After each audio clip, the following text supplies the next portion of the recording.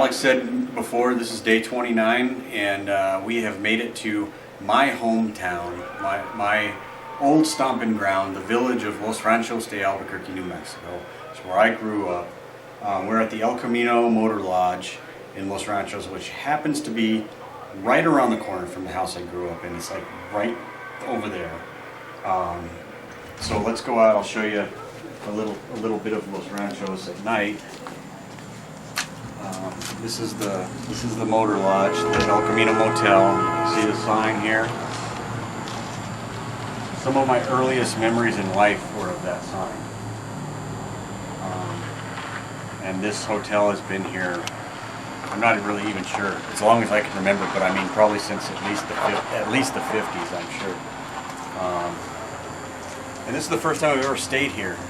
I grew up around the corner, but I've walked by it and driven by it, and it was my neighbor for years, but I never actually stayed here. So when we started doing this thing, I was like, we got to stay at the El Camino. And this is 4th Street here.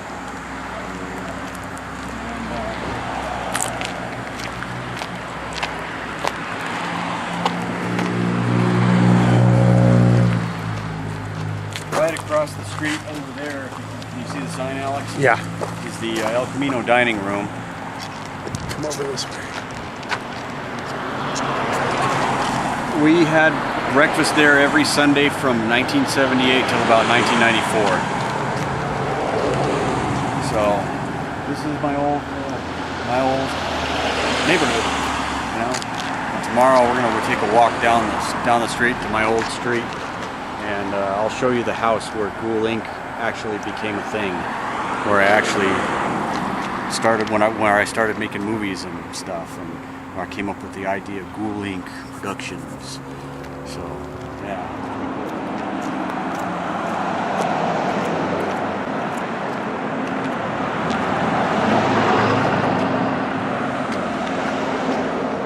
You ready? Yeah, I'm going. Oh, okay. So. Village shops at Los Ranchos. This place didn't exist when I was a kid. This whole area used to be Sal's Liquors. This was a liquor store that was walking distance from my house. Not that I was drinking back then, but yeah, this is where my dad used to go and get his Schlitz and stuff like that back in the day. So yeah, this is all not new, but relatively new. And I haven't actually been to any of these places before. So this is Bledsoe Road. This is where I grew up, all the way down this way. It kind of looks the same looking down this way.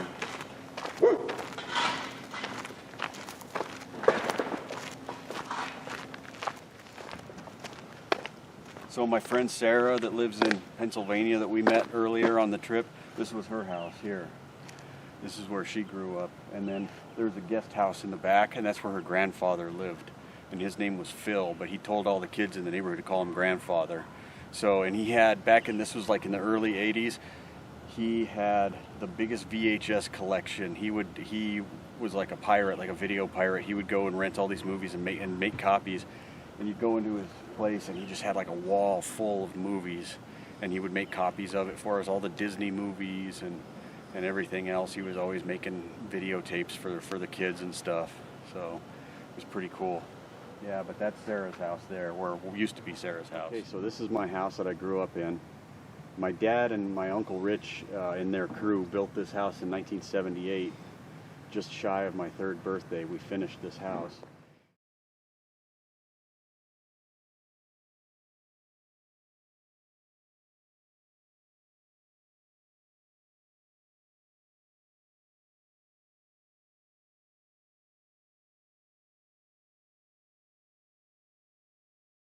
That's where Ghoul Inc. started. That's where I was living. Well, we built that house when I was about 3, and then that's where I was living. That's where we filmed The Salesman and Prince of Pain and all the other early Ghoul Inc. films. That's where I first started Ghoul Inc. back in about 91 when I was almost 16. So, yeah, a lot of history there. So, it's changed a lot since I was there. But yeah, in fact, I'm gonna check something out real quick. If Alex will hand me the camera, Sure. keep it rolling. So Can you see if it's rolling? let me see here. Yeah, we're going. So when we poured the concrete in this house back in '78, I put my handprint in it, and we dated it. And I want to see if it's still there, but I want to kind of do it on the down low.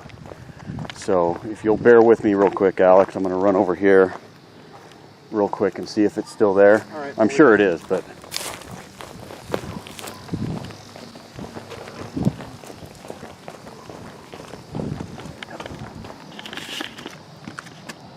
There it is. That's me. Okay. That's enough trespassing for one day.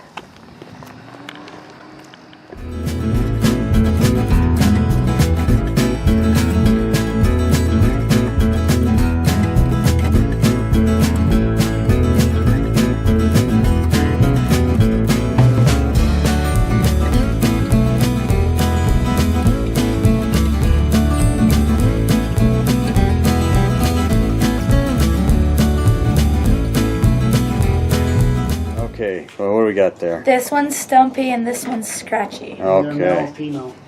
Stumpy and Stumpy's Scratchy. female. And this is Brooklyn. This is Jeremy's daughter. All right, go ahead. I'm Jeremy. This is That's Sienna. And the other one is Brooklyn. Sienna and Brooklyn and Jeremy Eberts, the original star of the Ghoul Inc. Productions films. This is the salesman in the flesh, right here. He looks Yep. like he's about 3 months pregnant. Yeah. He's 3, then I'm 6. Joe Rood here. I'm in Albuquerque, New Mexico, hanging with my buddy Jeremy. Jeremy Eberts was the original Ghoul Inc. actor back in the early 90s. Jeremy and I met in 1988 at Taft Middle School. Middle school. In the lunch line. We Yeah. started talking about Black Sabbath. Sabbath, yeah. And that was, that pretty much sealed the deal. We've been friends And I for a think we while. were talking about the lyrics of War Pigs. Yeah, we were talking about that, and there was a girl in line that was wearing a Sabbath T-shirt. And we Yeah, that's what talking. started it. Yeah. Started it all. Yeah, exactly. And I think that was Kelly Miller, if I remember right. I think so. I remember. Or her. Cindy Gould, one of the two. One of the two. God, I haven't thought about either one of them for Ghoul? Gould. Oh. Yeah, like Elliot Gould. Yeah. Aaron Kreitz's sisters, not Mandy, Jennifer, best friend. Jennifer Kreitz. I remember. God, you're throwing names at me that I haven't thought of in a freaking long time. Jennifer, I think she's in I'm Vegas so now. shocked Oh, really? at you guys. Aaron's Cool. still around. Wow. Yeah, we started talking and we became friends, and that was I was in the 7th grade. I was in 8th You were in grade. the 8th grade. Then we went off to Valley. You went before me, and then when I caught up with you at Valley, I started making movies. I got this wild hair and said I wanted to make movies.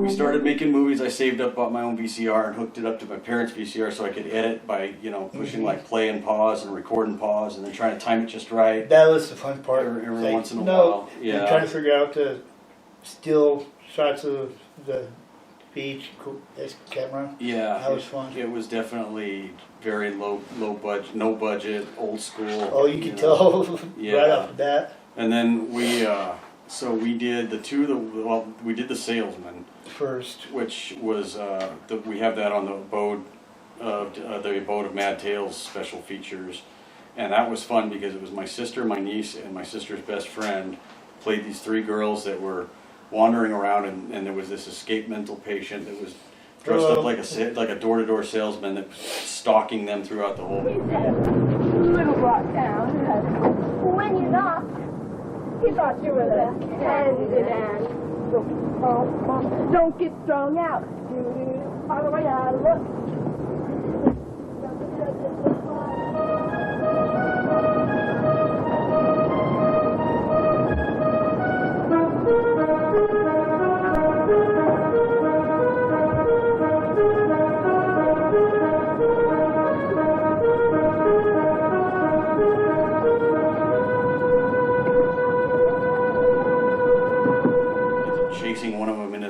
house, and she slams the door, and he starts beating the door with his fist, and then he pulls out a knife and starts stabbing the door, and then he says, "This isn't working," so he walks into the garage and comes back with an axe and starts chopping the door down. We had an old door in our garage that we had replaced, and it was just sitting there, and I asked my dad if we could use it as a prop in the movie and like just completely destroy it. And he was like, "Yeah, just clean up after yourself," you know. Yeah. So you were in there just whacking away at this door, and Jenny was on the other side of the door, screaming her head off. Had no clue the axe was going to be brought in. Yeah, we didn't tell her about the axe, so that freaked her. So that first scream was pretty genuine.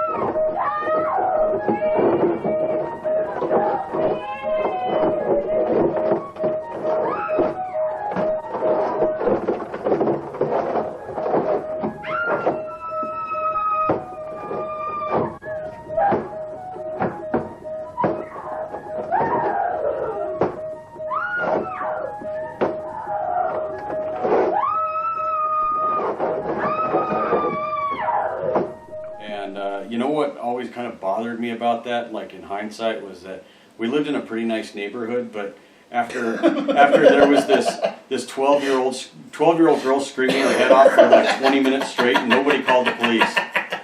You know, like nobody called the police. We were like, wow, what if something was really going down? You know, but oh well. That's North Valley for you. Yeah, that's true. That's true. So the only two movies that we have that are still around are The Prince of Pain. Oh, we haven't talked about that one yet.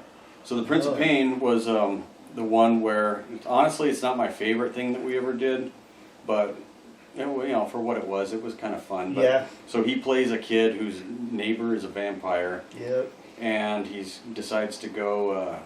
You know, he's looking at a book, and it's about vampires, and he says, "Hey, that's my neighbor." Book report for a night school. Yeah, and he says, "Hey, there's a picture of my neighbor in here, and it says that he's a vampire, and he was supposed to be dead like 500 years ago, but, you know," so he starts following him around the neighborhood. Why do you follow me? You. It's a Friday night. I have the right to walk around town as I please. I can tell when you lie. Come here. Come here. Come here.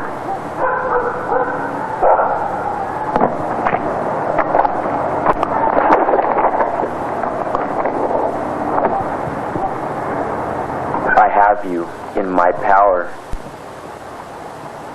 and you can't escape, mortal. You can't escape my power.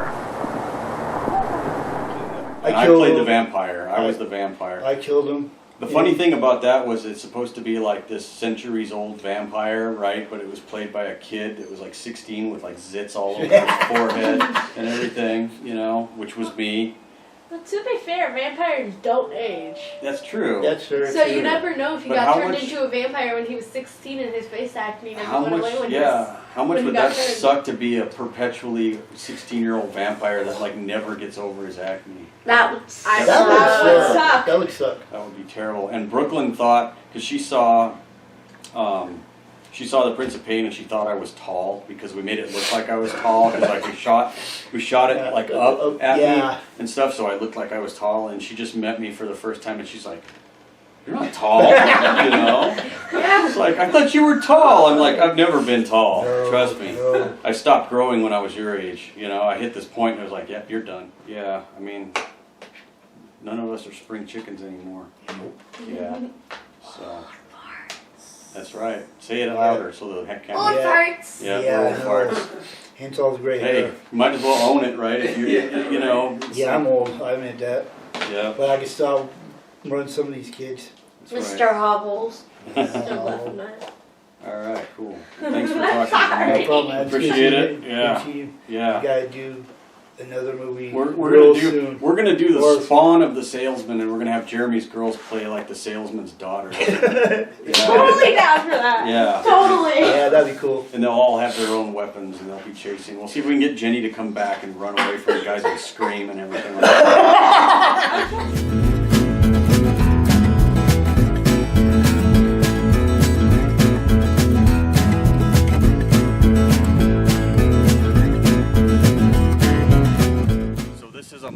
A must visit place whenever you're in New Mexico, in or near Albuquerque. There's a Tinkertown Museum in Sandia Park, New Mexico. I lived in Sandia Park for a few years, and this place is awesome. So maybe, hopefully, they'll let us take some pictures and video inside, but we'll see. If not, maybe at least pictures should be okay. So let's go check it out.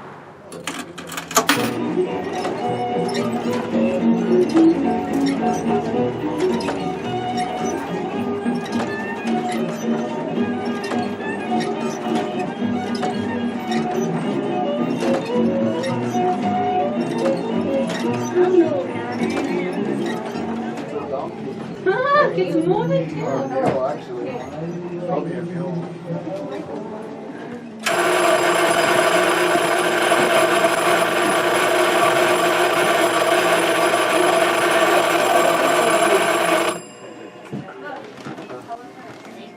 Romantic.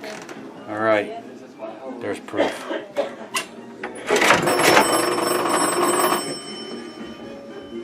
I'm a dictator. Yeah, I'll say. So I'm a romantic dictator. That's pretty awesome. He wears the pants in the relationship. That's right. All right. Let's check this bad boy out. Ready? Well, I have one that no one will ever know about. I have a cover that I sang on it, and no one will ever get to see it. I'll have to make one. Okay. Yeah, we're saying.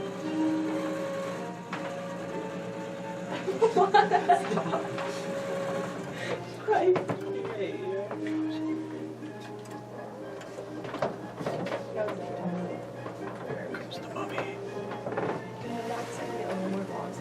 Oh my gosh.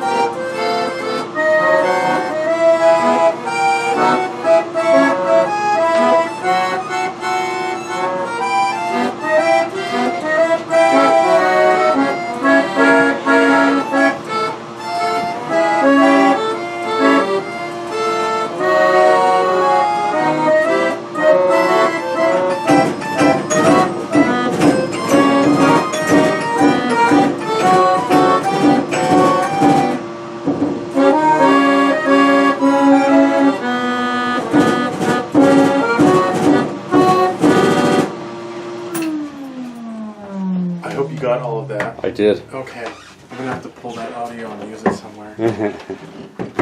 That is really cool.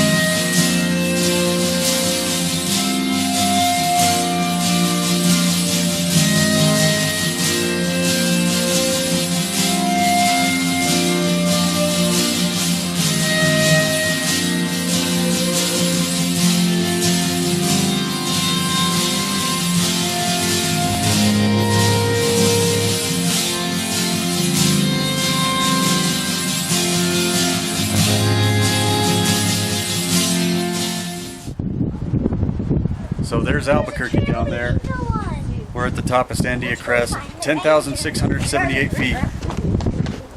And if me pointing out Albuquerque and giving the altitude sounds familiar to any other B-movie nerds that might be watching this, this is where that scene, and you remember Track of the Moon Beast, where Paul Carlson catches a meteor fragment in the head. That was all filmed up here. Okay. He's telling his girlfriend, that's Albuquerque over there. We're at 10,678 feet.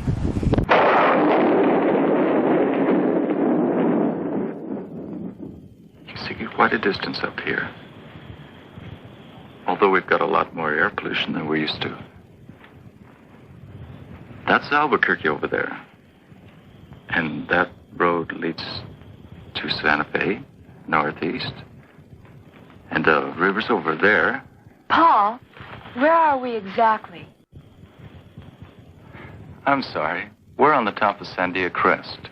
It's 10,678 feet up or down. Depending on where you are and your point of view.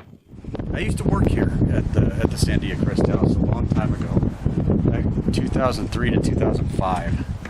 And yeah, in fact, while we're here, I wanted to point something out. Well, you got some good shots of the city down there.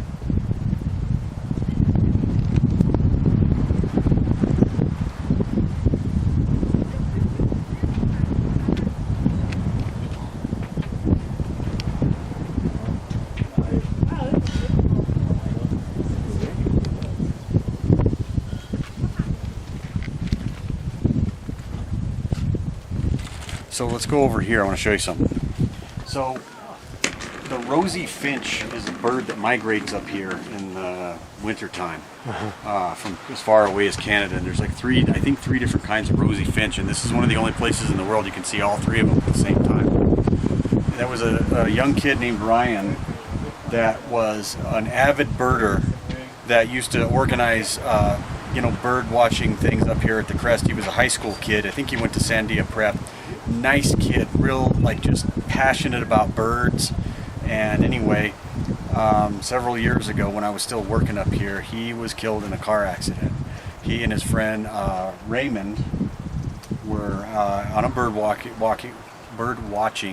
trip somewhere in southern or eastern New Mexico, and they swerved to hit a deer, and the car flipped and Ryan was killed.